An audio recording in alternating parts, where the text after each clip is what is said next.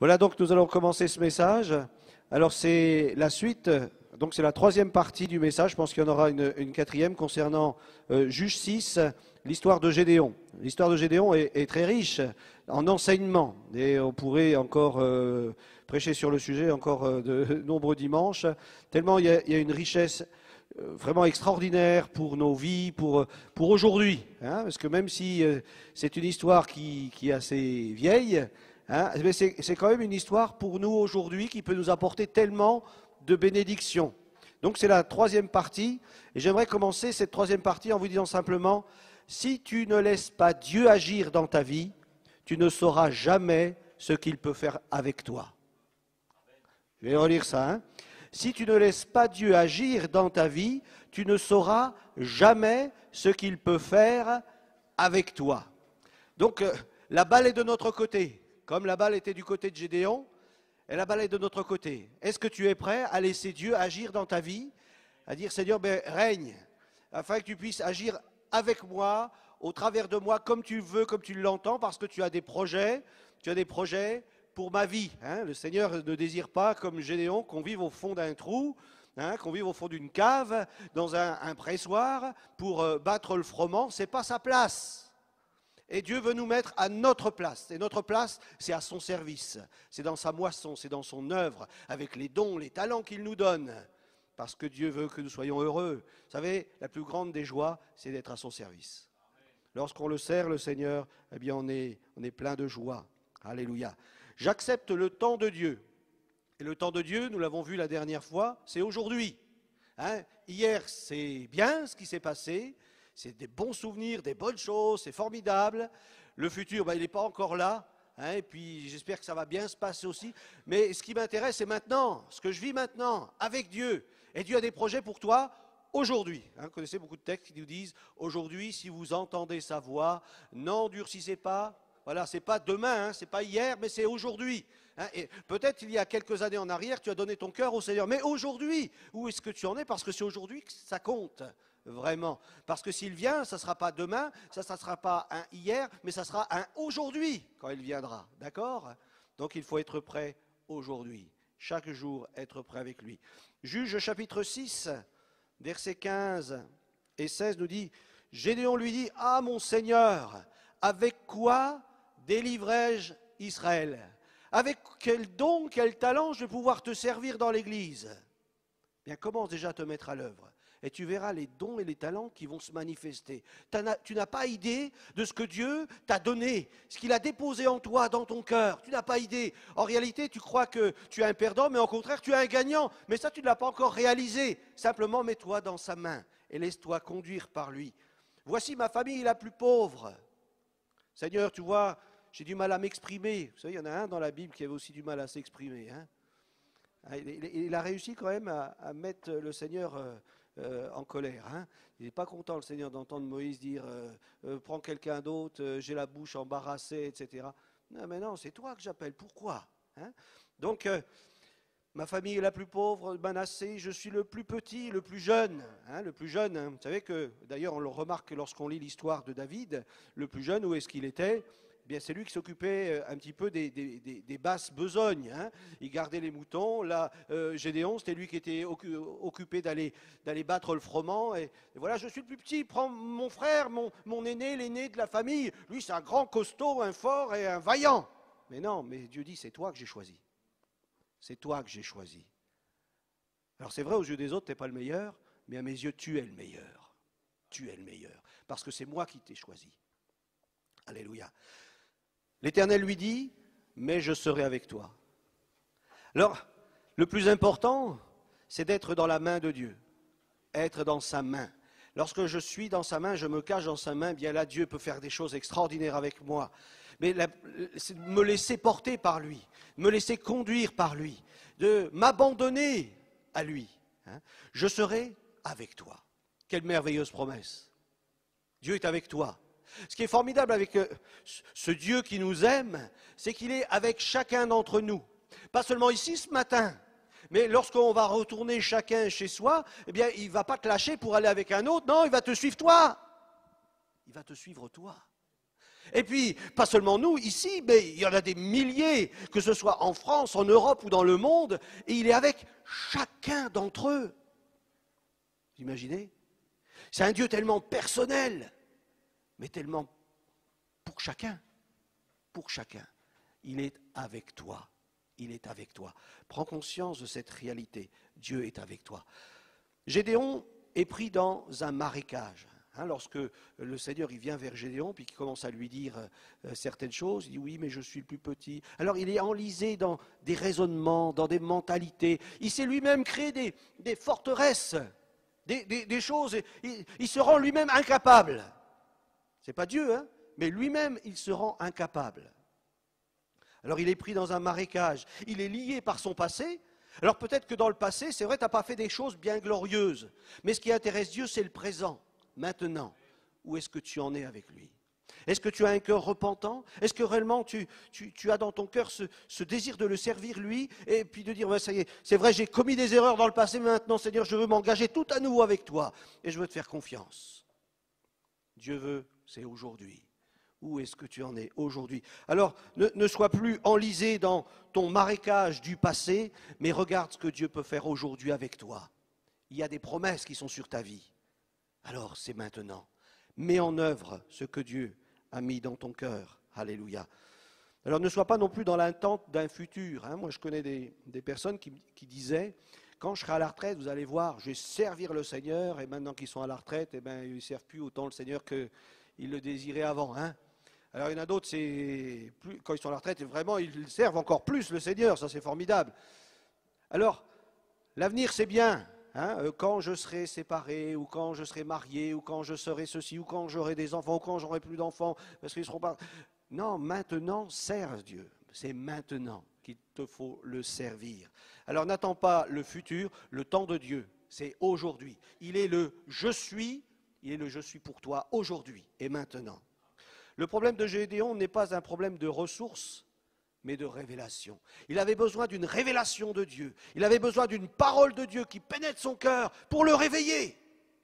L'Église et chacun d'entre nous, nous avons besoin d'un réveil spirituel pour qu'on puisse prendre conscience des réalités que nous vivons avec lui. Dieu est bien réel. Dieu, ce n'est pas une religion. Dieu, ce n'est pas le dimanche matin lorsque je viens en culte. Dieu est une réalité de tous les jours. Il est avec nous, il est en moi. Il est en moi. Et il désire que tu puisses prendre conscience de sa réalité tous les jours de ta vie, et en particulier aujourd'hui. Quand Dieu donne une vision, il donne aussi la provision. Alors s'il te montre quelque chose, ne crains pas, il va pourvoir en tout. Parce que c'est lui qui va t'accompagner. Et c'est lui qui va te donner tout ce dont tu as besoin pour réussir dans ce que lui il a prévu pour toi. Gédéon, avec le peu de moyens qu'il avait, dit Seigneur, ok, d'accord, je te suis. Et puis il a commencé à faire des choses. Alors bien sûr, il était un peu hardi au début, c'était pas terrible. C'était de nuit, il était dans la maison de son père, il a commencé à enlever. Mais il avait un cœur pour Dieu. Seigneur, ok, bon, j'y vais, mais tu vois, j'ai besoin que tu m'encourages, que tu m'aides. Et il y a eu l'histoire de la toison pour ceux qui lisent la Bible. Il a fallu qu'ils soient encouragés. Il y a aussi ce songe dans le camp des Madianites où là, il réalise, oui, c'est vrai, Dieu m'a appelé à libérer Israël et à mettre tous ces gens, les mettre en fuite et à délivrer le peuple. Puis Gédéon, il ne s'est pas rendu compte, mais quand il a accepté d'être le serviteur de Dieu, ou la servante de Dieu, eh bien, Dieu a fait un miracle au travers de sa vie parce que dès qu'il a commencé à se lever, d'autres se sont levés aussi. Vous savez que c'est communicatif la foi. Lorsque je me lève pour Dieu, lorsque je décide de me lever, eh bien, de ce coup, je croyais que j'étais tout seul, mais non, il y en a d'autres avec moi. Vous savez, il y en a un autre qui croyait qu'il était tout seul, c'était Élie. Et puis il dit, non, tu n'es pas tout seul, Élie, il y en a plein d'autres. Ah ouais, oui, mais toi déjà, lève-toi. Et quand tu vas te lever, que tu vas te mettre en route, d'autres aussi vont se mettre en route. Ils vont commencer à marcher avec toi. Vous savez, un homme ou une femme de l'esprit, ça entraîne beaucoup de gens derrière. Lorsque c'est le Saint-Esprit qui me lève, eh bien, d'autres me suivent parce qu'ils voient, ils ressentent l'action de l'Esprit. Dans leur cœur, ils ont cette conviction, oui, c'est un leader, c'est un homme de Dieu, une femme de Dieu. Et là, on commence à se lever. Alors parfois, on a besoin de mettre le pied à l'étrier et le Seigneur parfois choisi quelqu'un pour nous y aider. Et là, il a choisi Gédéon. Et quand Gédéon s'est levé, toute une armée l'en suivi. Toute une armée était derrière Gédéon.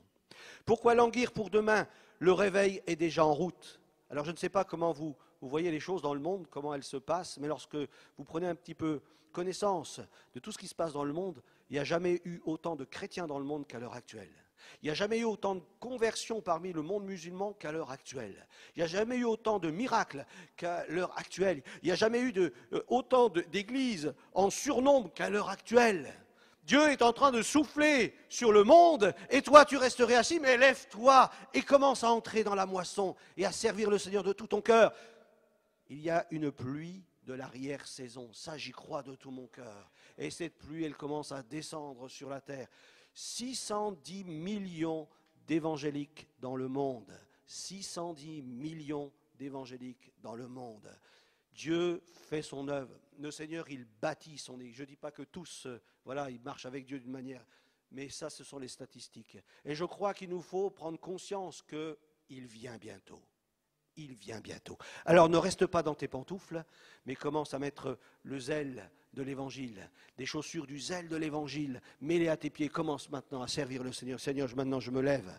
Alors le réveil est déjà en route. À nous d'entrer dans cette onction, dans cette dynamique de Dieu. Vous savez, en France, il y a encore quelques années en arrière, on était content lorsqu'il y avait une église de 50 membres ou d'une centaine de membres. Aujourd'hui, les églises avec plus de 100 membres, vous en avez beaucoup en France. Il y a des églises où il y a 3 ou 4 cultes, rien que le dimanche. Prenons conscience, il y a une action de Dieu qui se passe, même dans notre pays. Bien sûr, ce n'est pas encore généralisé, mais je m'attends à ce que Dieu souffle aussi ici, dans notre région, et que le Saint-Esprit agisse pour sauver à bras étendus des hommes et des femmes, parce qu'il vient bientôt. Alléluia. Alors la question est, qu'est-ce qui doit changer? Ou qu'est-ce que je dois changer? Peut-être ma manière de voir? Peut-être la manière de me voir? Comment est-ce que je me vois devant Dieu? Est-ce que j'ai une vision comme Gédéon? Je suis le plus petit, je suis le plus pauvre, je suis le plus petit, et je me lamente sur moi-même et puis sur mon sort. Et puis tu vois, Seigneur, je ne peux pas parce qu'il y a ceci ou je ne peux pas parce qu'il y a cela. Je m'impose des limites, mais est-ce que Dieu te limite? Ton Dieu est un Dieu illimité. Aie foi et confiance en lui. Aie confiance en lui. Commence à te lever, à te mettre à son service et Dieu accomplira des miracles dans ta vie. Et ce qui pour toi pensait être des impossibilités, eh bien tu vas voir, ces choses vont tomber. Parce que Dieu va te donner les moyens de triompher de tes impossibilités. Il va te donner les moyens de voir au-delà de tes limites et à prendre conscience que lui est illimité. C'est en lui qu'il faut que tu aies foi et non pas en toi. Notre appel ne se conjugue pas au passé ni au futur, il est au présent. Alors entrons dans la vision de Dieu. L'ennemi veut te voir tomber, mais Dieu dit, je suis en mesure de t'empêcher de tomber. Aucune tentation ne vous est survenue qui n'ait été... Voilà. Je crois que c'est important de lui faire confiance. Bien sûr, tu peux ne pas te faire confiance parce que tu dis, oui, moi, j'ai des difficultés, mais Dieu va te changer, Dieu va te transformer. Amen. Dieu est le Dieu des miracles. Et il a la puissance d'agir en toi, mais simplement, montre-lui, dis-lui ces choses, et puis laisse-le agir en toi. Laisse-le te changer, te transformer. L'ennemi veut t'inquiéter, te faire douter, te faire stresser. Mais Dieu dit, je veux que ton esprit soit en paix. Être en paix. En paix. Sois en paix, mon frère, ma sœur. Sois en paix. Le prince de paix te tient dans sa main. Alors ne crains pas. Il est avec toi. Celui qui est en nous, il est plus grand que celui qui est dans le monde. L'ennemi veut que tu sois confus et incertain à propos de ton avenir. Mais Dieu dit, c'est moi qui dirige tes pas. Fais-lui confiance. Fais-lui confiance. Agis fidèlement, selon sa parole. Aie foi en Dieu. Aie foi en Dieu. L'ennemi veut que tu te sentes mal aimé et non désiré. Tu n'es pas un enfant illégitime. Tu as été racheté à un grand prix. Tu es un enfant légitime. Tu as été engendré par la parole vivante et permanente de Dieu. Tu es une nouvelle créature en Jésus. Tu n'es pas illégitime, mais tu es légitime. Tu portes sur toi un nom extraordinaire. Le nom de mon Dieu est sur ma vie. Je lui appartiens. Je suis sa propriété privée. Il est mon Dieu. Il est mon roi. Mais Dieu dit, je t'ai aimé le premier et je t'aimerai d'un amour éternel. Alléluia. Reçois la paix dans ton cœur. Reçois la paix. C'est ce dont nous avons le plus besoin. On est en guerre parfois avec nous-mêmes. Nous sommes parfois nous-mêmes notre propre ennemi. Et nous avons tellement de difficultés à voir ce que Dieu a prévu pour nous. Gédéon lui dit, si j'ai trouvé grâce à tes yeux, donne-moi un signe pour montrer que c'est toi qui me parles. Ne t'éloigne point d'ici jusqu'à ce que je revienne auprès de toi. C'est dans Juges au chapitre 6, versets 17 à 24. Que j'apporte mon offrande et que je la dépose devant toi. Et l'Éternel dit, je resterai jusqu'à ce que tu reviennes. Gédéon entra, prépara un chevreau, il fit avec un épha de farine des pains sans levain, il mit la chair dans un panier et le jus dans un pot, les lui apporta sous le térébinthe et les présenta. Dieu dit, je resterai jusqu'à ce que tu reviennes. Dieu t'attend. Dieu t'attend. Il t'attend. Il prend le temps de t'attendre jusqu'à ce que tu reviennes. Il ne t'abandonnera pas, mais il t'attend. Il t'attend et son désir, c'est que tu viennes lui apporter ton offrande, ton cœur, ton cœur. Donne-moi ton cœur. Dieu t'attend. Donne-lui ton cœur, tout simplement. Abandonne-toi entre ses mains, fais-lui confiance. Il t'attend. Seigneur, tu vois, mais il t'attend, il est là. Il t'attend. L'appel de Dieu n'est pas naturel, mais il est surnaturel. C'est un Dieu extraordinaire que nous servons. Un Dieu extraordinaire. L'éternité avec lui. Il nous appelle à régner avec lui. Vous n'avez pas idée des choses extraordinaires qu'il a prévues pour chacun d'entre nous. Réponds à cet appel. Il est plus que ce que tu vois autour de toi. Il est pour l'éternité. Il est pour des choses éternelles, des choses qui sont durables, des choses qui ont du prix, qui ont un poids. Le Seigneur nous attend si nous avons quitté sa présence, si nous sommes mis en retrait à cause de chutes, de blessures ou d'incrédulité, ce matin, mon frère, ma sœur, le Seigneur, il t'attend. Parce qu'il a encore quelque chose pour toi. Peut-être tu t'es dit, c'est fini pour moi, je ne pourrai plus. Non, ce matin, écoute bien, il a encore besoin de toi. Il a encore besoin de toi. Et cette parole que tu as reçue ce matin, il te dit encore, souviens-toi, je te l'ai dit, et ce matin, je te le répète, je t'attends. J'ai besoin de toi. Alors ne tarde plus, mais serre-moi maintenant. Dans ces derniers temps qu'il te reste, donne-moi toute ta vie et serre-moi de tout ton cœur. Ne tarde pas, viens dans ses bras, jette-toi dans ses bras. Que Dieu restaure toutes tes années perdues. Ça, c'est mon désir pour toi. Que Dieu restaure toutes tes années perdues, où tu as perdu du temps, où tu étais en retrait par rapport à l'appel de Dieu, par rapport au dessein que Dieu avait prévu pour toi, qu'il restaure toutes tes années perdues. Ce que la sauterelle, ce que le yélek, ce que le diable t'a volé, que tu puisses être restauré dans ces temps que nous vivons parce que tu as décidé, Seigneur, je suis prêt à te faire confiance et à répondre à ton appel et à entrer dans tes œuvres et à te servir toi. Et je sais que ce que le diable m'a volé, Seigneur, tu as la puissance de me rendre au-delà même de ce que je peux penser ou ce que je peux imaginer. L'ange de Dieu lui dit, prends la chair et les pains sans levain, pose-les sur le rocher et répands le jus. Il fit ainsi. L'ange de l'Éternel avança à l'extrémité du bâton qu'il avait à la main. Il toucha la chair et les pains sans levain. Alors s'éleva du rocher un feu qui consuma la chair et les pains sans levain. Et l'ange de l'Éternel disparut à ses yeux.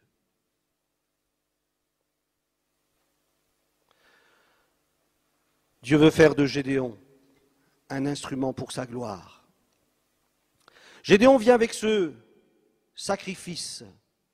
Si vous regardez un petit peu de plus près ce sacrifice, vous vous rendez bien vite compte qu'il est bien imparfait. Parce que ce n'est pas le sacrifice que Dieu attendait.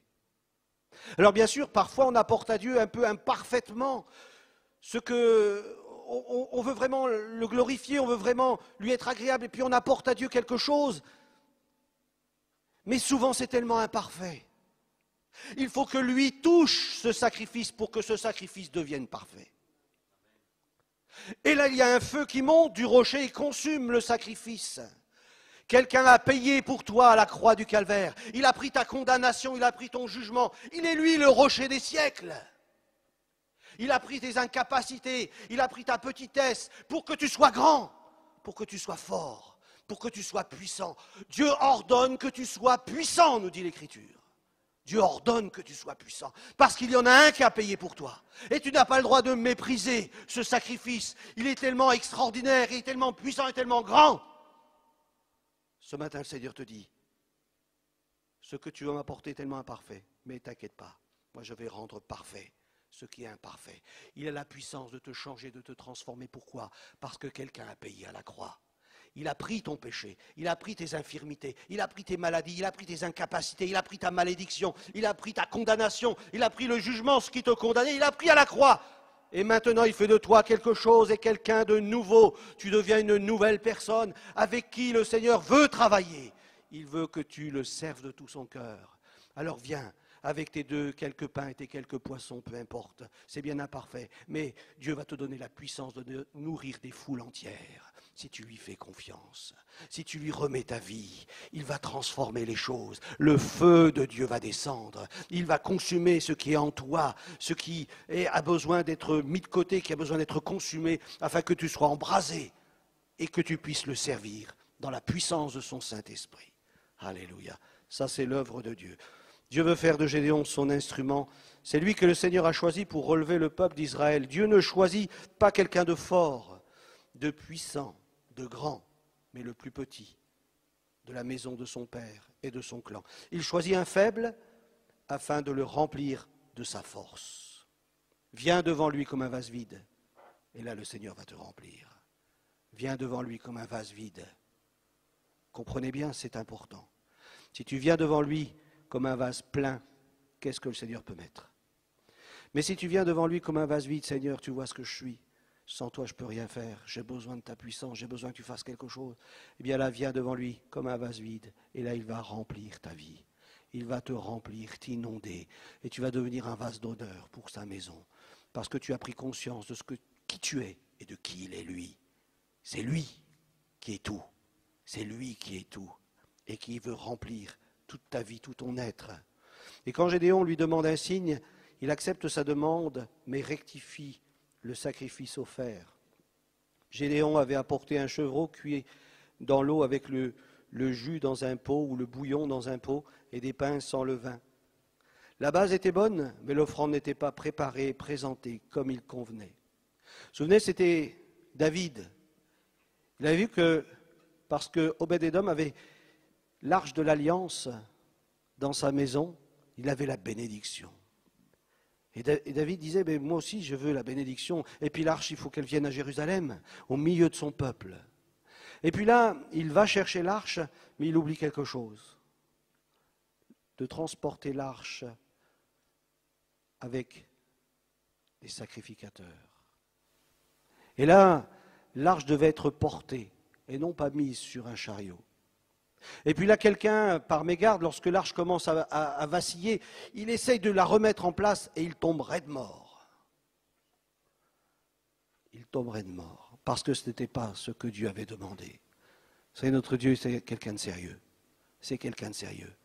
Il a des règles. Il a des règles.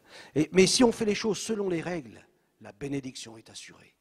Si on fait les choses selon son plan, selon sa pensée, selon sa volonté, là, la bénédiction est assurée. Simplement, c'est à nous d'obéir à ce que Dieu nous demande. Et on ne peut pas apporter à Dieu n'importe quoi. Il faut apporter notre cœur. Je ne peux pas apporter à Dieu mon apparence. Je ne peux pas apporter à mon Dieu un sacrifice comme ça qui sort de la bouche mais qui ne vient pas du cœur. Non, Dieu veut notre cœur. Il veut notre être tout entier pour que nous puissions être une offrande qui lui soit agréable. Le sacrifice aurait dû être rôti et non cuit dans l'eau. C'est pourquoi l'ange de l'Éternel, l'ange du Seigneur, rectifie le sacrifice offert en faisant jaillir le feu du rocher pour consumer la viande et les pains sans levain. Lorsque tu te focalises sur Dieu, tu ne penses plus à ce qui te paraît impossible, et alors tout devient possible. Lorsque tu te focalises sur lui, non plus sur toi, non plus sur ce qui t'environne, mais sur lui, Si tu mets ton focus sur Dieu, eh bien, tu ne penses plus à ce qui te paraît impossible. Alors, tout devient possible, parce que tout est possible à celui qui croit. Amen. Il le dit dans sa parole, tout est possible à celui qui croit. Christ a pris notre condamnation, notre châtiment. Il nous donne une vie nouvelle, il nous donne la possibilité de repartir à zéro. Les choses anciennes sont passées. Ne remets plus les choses du passé devant tes yeux. Elles sont passées. Dieu veut te donner des choses nouvelles, une nouvelle vision, une nouvelle destinée, une nouvelle orientation. La portée du sacrifice de Christ est suffisant. Il n'y a rien à rajouter. Il est suffisant. Tu n'as pas à payer pour tes péchés passés. Christ a payé une fois pour toutes. Et foi dans son sacrifice amplement suffisant. Cela nous rend conscients de la grandeur du don de Dieu. Et cela nous met dans une position d'adorateur. Lorsqu'on prend conscience de ce sacrifice, de ce qu'il a accompli pour nous, nous ne pouvons que dire Seigneur, à toi la gloire, à toi l'honneur, à toi la puissance. Gédéon, voyant que c'était l'ange de l'Éternel, dit « Malheur à moi, Seigneur éternel, car j'ai vu l'ange de l'Éternel face à face, et l'Éternel lui dit « Sois en paix, ne crains point, tu ne mourras pas. » Gédéon bâtit là un autel à l'Éternel et lui donna le nom « L'Éternel paix ». Il existe encore aujourd'hui à Ophra, qui appartenait à la famille d'Abiézer.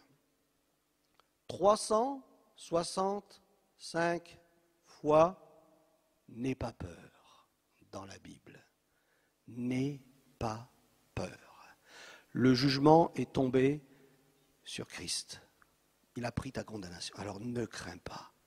Notre Dieu est un Dieu qui est plein d'amour, un Dieu plein de grâce, plein de compassion, plein de miséricorde. Aie confiance en lui. Aie confiance en lui. Il ne va pas te prendre par derrière et puis te mettre un coup sur la tête. Dieu nous aime vraiment. Il nous aime vraiment. Ce n'est pas un sketch, c'est une réalité. Il nous aime vraiment. Alors, n'aie pas peur. Ne crains pas. Cesse de regarder à ce que tu n'as pas, mais à ce que tu as. Il vit en toi. Ce Seigneur de gloire, il vit en toi. Jésus vit en moi. Je l'ai accepté dans ma vie. Il vit en moi. Seigneur, tu es dans mon cœur. Alléluia. Et c'est une joie de t'appartenir. Alors ce matin, c'est à vous.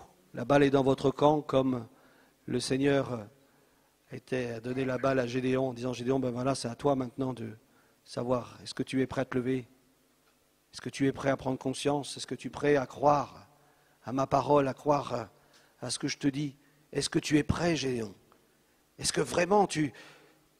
Gédéon, il parlait avec l'ange de l'Éternel, je ne sais pas, moi ça m'a choqué quand j'ai lu ça, il parlait avec l'ange de l'Éternel depuis un bon moment, et au moment où il offre le sacrifice, d'ailleurs s'il offre le sacrifice, il pense quand même qu'il l'offre à Dieu, d'accord? Et quand il voit le feu monter, c'est là qu'il a peur, et qu'il prend conscience, ses yeux s'ouvrent, oh mais c'est l'ange de l'Éternel! Non mais Gédéon, tu dormais ou quoi? Qu'est-ce qui s'est passé? Prends conscience ce matin, il est vraiment là, Jésus est là, il est là pour toi. Il est là pour bénir ta vie. Il est vraiment là. Il est vraiment là. Jésus est vraiment là. Il est au milieu de nous et il est avec toi. Ce Seigneur de gloire qui t'aime, il est vraiment là. Alléluia. Alors ouvre tes yeux. Quitte cette attitude peut-être religieuse ou d'habitude religieuse ou je ne sais pas quoi. Prends conscience, il est vraiment là. Oh, Seigneur, vraiment tu es là. Je me souviens d'une fois, j'avais été dans une réunion, c'était à Metz. Il y avait un serviteur de Dieu qui était là, qui priait pour les malades. Et puis moi, j'étais tout jeune converti. On me dit, oui, il y a des guérisons, tout ça. Alors, moi, j'en avais déjà vu dans l'assemblée, mais là, il y avait des gens qui venaient de partout pour que le serviteur de Dieu prie pour eux, qu'ils entendent le témoignage. Alors, j'étais un peu... Alors, j'y suis allé, j'étais intrigué. Et puis là, j'ai vu des gens qui étaient en fauteuil roulant. Il y avait toutes sortes de gens qui étaient malades. Et puis, quand il a fini de prêcher la parole de Dieu, puis qu'il a commencé à prier pour les malades, là, j'ai les grands yeux comme ça. Je dis, qu'est-ce qui va se passer? Qu'est-ce qui va se passer? Et puis c'était un petit peu par curiosité. Hein, et puis à ce coup, j'ai vu, il priait pour un malade, une personne dans une chaise roulante, et le gars, il commence à se lever, puis à marcher de long en large. Après, il prie pour une autre personne. L'autre personne, elle se lève et commence à marcher, à courir dans l'allée. Oh! Seigneur, tu es vraiment ici! Seigneur, tu es vraiment ici! Pas conscience de la présence de Dieu. Jésus est vraiment ici, au milieu de nous. il est vraiment ici. Je me souviens une fois, c'était à Troyes, l'église de Troyes. À la fin de la réunion, on priait pour les malades, et puis d'un seul coup, on prie pour un gars, puis le gars, il était possédé. Puis d'un seul coup, il commence à tomber de son long par terre. C'était un gars qui faisait 1m90, enfin un gars costaud. Et puis les yeux révulsés, la langue qui partait dans tous les sens. Puis on commence à ordonner à l'esprit de sortir. Au nom de Jésus, au nom de Jésus. Mais vous inquiétez pas que les gens qui étaient autour, qui voyaient ça. Seigneur, je te demande pardon si j'ai fait quelque chose de mal, parce que je sais que tu es vivant maintenant, Seigneur, et si tu viens... Hey. Quand vous voyez des choses surnaturelles se passer, des choses extraordinaires, comme Gédéon a vu le feu qui montait, oh, d'un seul coup il prend conscience, Seigneur, c'est vrai, tu es là, oh, je te demande pardon, puis d'un seul coup la crainte de Dieu. Ananias et Saphira, c'est ce qui s'est passé. D'un seul coup, la crainte de Dieu a saisi le cœur de l'Église. Oh, on ne peut pas prendre Dieu à la légère, hein. Il est vraiment le Dieu qui a créé les cieux et la terre. Et moi, eh bien, il faut que je prenne conscience qu'il est réellement Dieu et je ne peux pas mentir. Je ne peux pas mentir. Le Seigneur est là. Mon frère, ma sœur, il est là pour toi, pour bénir ta vie. Il est réellement celui qui dit qu'il est. Il est réellement le Dieu Tout-Puissant qui change les choses, qui peut transformer les situations et te donner toute la puissance dont tu as besoin pour accomplir l'œuvre qu'il a prévue pour toi, que tu accomplisses. Alléluia. Comme je disais dimanche dernier, il y a un homme, c'était Nicky Cruz, un ancien chef de gang, quelqu'un qui avait fait des choses terribles dans sa vie. Dieu l'a appelé au ministère. Cet homme s'est repenti dans des circonstances tonitruantes et il a dit, Seigneur, prends ma vie, prends-moi et délivre-moi. Dieu l'a libéré. C'est ça qui est formidable. Dieu l'a fait, il l'a fait. Et cet homme a servi le Seigneur dans la puissance du Saint-Esprit. Des prostituées, des drogués en multitude sont venus à Jésus-Christ. Encore aujourd'hui, malgré son âge, déjà il a plus de au moins 70 ans dans ces eaux-là, malgré aujourd'hui avec son âge, il prêche toujours la parole de Dieu. Il a toujours cette même force, cette même fougue. Un Caleb, un Josué. Dieu veut que tu sois un Caleb, un Josué. Que tu saches pourquoi il t'a appelé. Il t'a appelé à le servir dans la puissance de son esprit, non pas avec ta force, mais avec sa force. Il a pourvu à la force. Il te communique la puissance de son esprit pour que tu le serves. Alors dites non à la défaite. Dites maintenant c'est terminé. Tu ne me raconteras plus d'histoire, Satan. Maintenant c'est fini, je ne crois plus à tes mensonges. Dites-le, je ne crois plus à tes mensonges. Je ne veux plus croire à tes mensonges. Maintenant, je veux croire celui qui est vivant au siècle des siècles. Alors, dites non à la défaite. La victoire de Christ, c'est la vôtre. C'est pour chacun d'entre nous. La victoire de Christ, elle est pour toi, elle est pour toi, elle est pour toi. Elle est pour chacun d'entre nous. Alors dites au diable, dehors, c'est fini maintenant. Je ne marcherai plus dans tes combines. Maintenant, je veux faire confiance à celui qui est mort et ressuscité pour moi. Amen. Alléluia. Terminons ensemble par la prière. Seigneur notre Dieu, notre Père, nous voulons te bénir parce que tu es celui qui se souvient toujours de ses promesses. Et tes promesses, elles sont toujours oui et amen. Seigneur, tu n'es pas un homme pour mentir. Tu es le Dieu vivant qui nous aime et qui se manifeste avec puissance et avec gloire dans chacune de nos vies. Si nous te faisons confiance, si nous acceptons de mettre notre main dans ta main. Et Seigneur, c'est vrai, tel que je suis tellement faible, tellement plein de faiblesse. Mais Seigneur, je veux te faire confiance parce que je sais que ton appel est un appel puissant et que tu feras au-delà même de ce que je peux penser ou imaginer. Seigneur, je sais que tu peux te servir de chacun d'entre nous ce matin, dans cette salle. Seigneur, bénis mes frères, bénis mes sœurs, ceux qui ont entendu un appel sur leur vie. Seigneur, qu'ils sortent des rangs, qu'ils se lèvent pour te servir et qu'ils puissent t'honorer dans un service béni à ta gloire. Seigneur, tu connais les cœurs de chacun, les difficultés, les incapacités, les limites, les malédictions peut-être sur leur vie. Mais ce matin, au nom de Jésus, toutes ces choses disparaissent au nom puissant de Jésus-Christ, car le feu est descendu du ciel. Il a consumé le sacrifice qu'il a payé pour toi à la croix. Christ a payé pour toi. Alors ne ressasse plus le passé. Regarde à ce qu'il a prévu pour toi. Dieu t'aime et il veut te conduire dans ses œuvres à lui.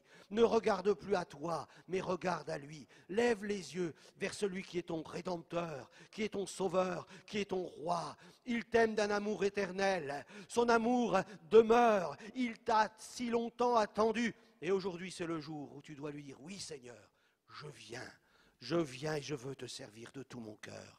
Je veux te servir comme tu l'entends, comme tu le veux. Et je ne veux pas regarder aux choses naturelles, mais je veux croire dans le surnaturel, en ta puissance qui agit au travers de ma vie, dans le nom de Jésus-Christ. Amen. Amen. Amen. Alléluia. Alléluia. Alléluia. Alléluia. Alléluia. Courbe ton cœur, Seigneur. Courbe ton cœur devant le Seigneur et réalise ce matin qu'à nouveau son appel retentit dans ta vie, dans ton cœur. Peut-être tu aurais enfoui cet appel et tu te débattais dans ton passé qui t'enferme et te détruit. Le Seigneur te dit ce matin, je t'attends. Je suis toujours là. Je t'attends. Donne-moi ton cœur. Donne-moi ton cœur. Bien sûr, il est si imparfait. Mais t'inquiète pas, je suis celui qui donne un cœur nouveau. Un cœur nouveau. Pour que tu puisses aimer comme j'aime. Et que tu puisses être pleinement efficace dans ce que j'ai préparé pour toi. Je t'appelle à être une source de bénédiction pour plusieurs. Sur toi, je mets une onction qui va te donner toute la capacité dont tu as besoin pour pouvoir me servir. Demeure simplement sous cette onction, sous cette grâce qui est sur toi. Accepte d'être pardonné. Accepte mon pardon. Et pardonne-toi aussi à toi-même. Pardonne-toi les choses que tu aurais dû faire et que tu n'as pas fait. Le Seigneur te dit ce matin, arrête de tourner en rond. Arrête de vivre au 5e sous-sol de ta vie. Le Seigneur te dit maintenant, sors de ta caverne. Sors de ces choses qui t'empêchent de servir le roi des rois, le Seigneur des seigneurs. C'est lui qui pardonne toutes tes iniquités, qui pardonne toutes tes transgressions, qui pardonne tous tes péchés. C'est Jésus. Fais-lui confiance et reçois son pardon. Et sois délivré de ta culpabilité au nom de Jésus-Christ. Et entre maintenant dans les œuvres de Dieu. Alléluia. Alléluia. Alléluia.